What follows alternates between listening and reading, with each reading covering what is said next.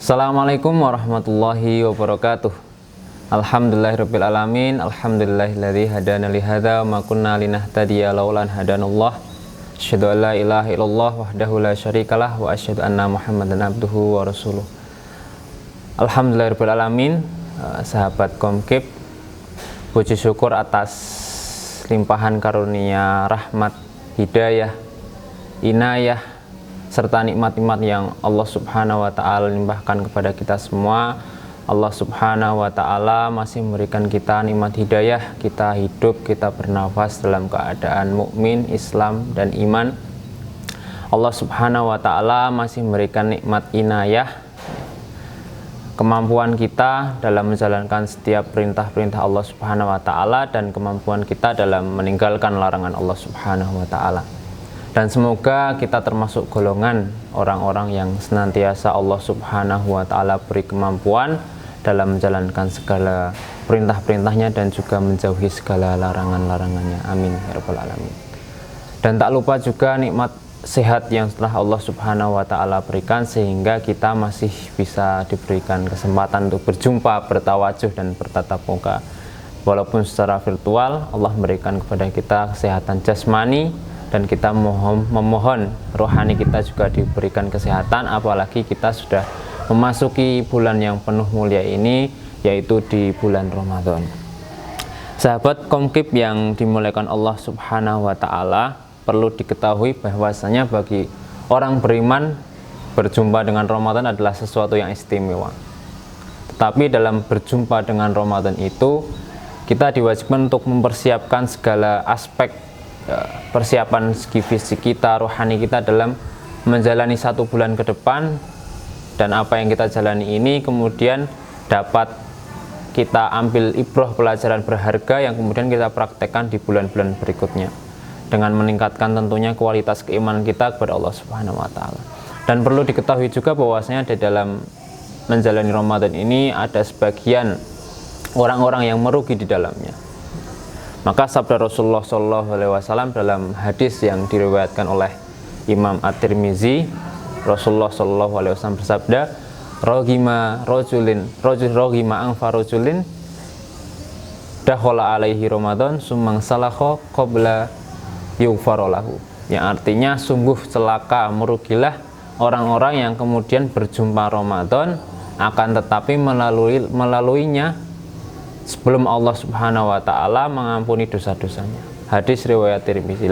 Dari hadis ini sangat memberikan pelajaran kepada kita bahwasanya ketika kita berjumpa dengan Ramadan akan tetapi kita tidak memanfaatkan momentum tersebut, maka rugilah kita semua. Pertanyaannya adalah siapakah orang-orang yang merugi tersebut? Ya, maka Syekh Abdul Aziz Ad-Sadhan dalam kitabnya yang berjudul Puasa Tapi Keliru mengatakan ada 5 golongan orang-orang yang merugi di bulan Ramadan. Siapakah itu? Yang pertama adalah yang menganggap biasa bulan Ramadan. Jadi bulan Ramadan ini dianggap seperti biasa saja, tidak ada keistimewaan sama sekali, menganggap bahwa Ramadan itu hanya sebatas bulan-bulan yang sama seperti bulan lainnya. Padahal dalam satu riwayat disebutkan bahwa Ramadan ini sebaik-baik bulan ataupun sebaik khairu syahrin ya. Nah, seperti itu. Maka sangat berharganya bulan Ramadan tersebut, di mana peristiwa-peristiwa dalam sejarah Islam, peristiwa besar tentunya terjadi dalam bulan ini, di mana perang Badar, kemudian nuzulul Quran dan juga penaklukan Mekah, pembebasan kota Mekah ada di bulan penuh kemuliaan ini. Jadi bulan ini adalah bulan yang spesial di mana Allah Subhanahu wa taala melipat gandakan juga seluruh amal-amal kebaikan kita. Nah, kemudian yang kedua adalah orang-orang yang rugi di bulan Ramadan adalah yang tiba-tiba berubah alim hanya pada saat Ramadan, di mana orang itu ingin baik hanya ketika bulan Ramadan saja. Di bulan-bulan selainnya maka dia hanya biasa-biasa saja, jauh dari Allah Subhanahu wa taala. Tapi ketika Ramadan datang, dia ingin memperbaiki diri, dia ingin dekat dengan Allah, meningkatkan kualitas keimanannya kepada Allah. Tapi di bulan selainnya dia jauh dari Allah Subhanahu wa taala, dia hidup dalam kemaksiatan dan tentunya jauh dari majelis-majelis ilmu, sering dekat dengan teman-teman yang tidak selalu mengingatkan kepada kebaikan dan lain sebagainya. Nah, kemudian orang yang seperti inilah orang yang merugi kelak di bulan Ramadan ini. Nah, maka dari itu jangan sampai kebaikan kita hanya pada saat Ramadan, tapi sebaiknya kebaikan kita saat Ramadan itu dapat berlanjut sampai nanti kepada bulan-bulan berikutnya, sampai ajal kita diambil oleh malaikat maut tentunya.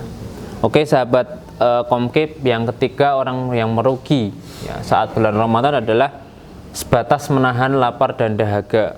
Nah, di mana puasa yang kita lakukan selama 1 bulan yang diwajibkan Allah Subhanahu wa Ta'ala ini hanya sebatas kita menahan lapar dan dahaga ya. Kita tidak menjauhi mereka yang tidak menjauhi perihal-perihal menggunjing, menghina, ghibah dan lain sebagainya, tidak mengatakan, tidak istighfar kepada Allah Subhanahu wa Ta'ala atas apa yang mereka lakukan. Lah, seyogianya itu adalah sama saja dengan orang yang hanya menahan lapar dan dahaga. Dalam satu hadis yang diriwayatkan oleh Abu Hurairah, Rasulullah SAW bersabda, barang siapa tidak meninggalkan perkataan dan amalan dusta, maka Allah tidak butuh dengan makanan dan minuman yang ditinggalkannya ataupun puasa.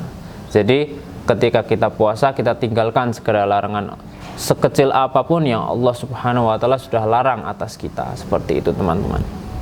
Nah, kemudian yang keempat sahabat Komkib, orang yang merugi di bulan Ramadan adalah tidak memanfaatkan waktu di bulan Ramadan, di mana bulan Ramadan ini waktu yang sangat mulia, penuh dengan berbagai kemuliaan, di mana rahmat Allah Subhanahu wa Ta'ala Allah berikan kepada kita. Allah menghendakkan melipat gandakan seluruh amalan kita, di mana hari-hari biasa Allah gandakan 10 kali lipat, maka di bulan penuh dengan kemuliaan ini Allah Subhanahu wa Ta'ala berikan beratus-ratus kali lipat. Lah, seyogianya dengan rahmat yang sudah Allah Subhanahu wa Ta'ala berikan ini, dengan kasih sayang yang Allah Subhanahu wa Ta'ala berikan ini, kita memanfaatkan momentum tersebut untuk senantiasa bertobat, kita istighfar, kita memohon ampunan kepada Allah Subhanahu wa Ta'ala, di mana semua doa kita yang akan diijabahi dan semua kesalahan kita yang akan diampuni dan amalan kita tentunya akan dilipat gandakan oleh Allah Subhanahu wa Ta'ala.